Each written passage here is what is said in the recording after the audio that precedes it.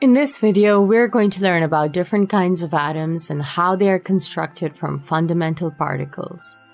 Atoms are the small bits that make up all the matter in the world around us, from the air we breathe and food we eat, to the houses we live in, and the screen in front of you now. Although the objects around us can change, they melt, burn, break, etc., these tiny atoms don't change.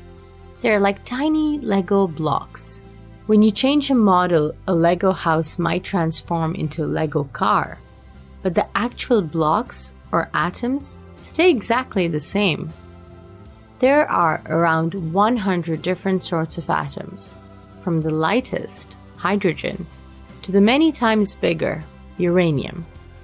Materials that are made of only atoms of one sort are called elements. And materials that are made of different kinds of atoms bonded together are called compounds. Each element has a different symbol, such as Na, O, and Ar.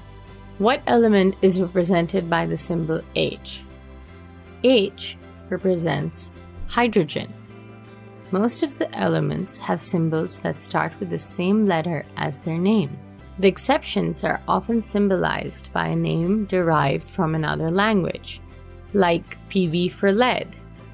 This is because in Latin, lead is known as plumbum. When you look on the periodic table, you will see that the second letter of the symbol is always lowercase. The periodic table was constructed by Dmitry Mendeleev, a Russian chemist and inventor.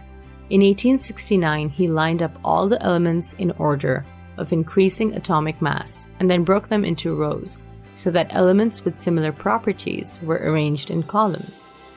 By doing this, Mendeleev was able to identify gaps and predict the properties of elements that hadn't been discovered yet. Theoretically, the periodic table could go on forever as atoms get more and more massive, but very heavy atoms are unstable and fall apart easily. Bismuth is considered the last stable atom. This is because atoms are made up of smaller particles. What are the names of these particles? Pause the video for a moment while you think. Atoms are made up of protons, neutrons, and electrons. Protons and neutrons sit in a small central nucleus, while electrons orbit around the outside. The mass of an electron is about 1,000th of the mass of a neutron or proton, which means that almost all the mass of an atom is concentrated in the center at the nucleus.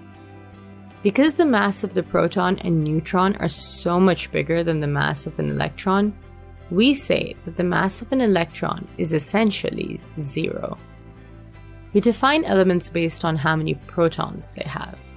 The number of protons cannot change. The number of protons must also be the same as the number of electrons in a neutral atom of the element. This is because protons and electrons are charged. Protons have a positive charge, +1, and electrons have a negative charge, -1. Because electrons are freely moving around the nucleus of an atom, they can be gained, lost, or shared with other atoms, providing the chemistry of the atom. Charged atoms are called ions. Neutrons are not charged. It really doesn't matter how many of these there are in the nucleus of an atom. It doesn't affect its chemistry, but they do help to bind the nucleus together, which will otherwise contain only the positively charged protons that repel each other. Some atoms have more or fewer neutrons in the nucleus than other atoms of the same element. These are known as isotopes. They have different masses but undergo the same reactions and have the same physical properties as each other. In fact, their mass is the only way in which they are different.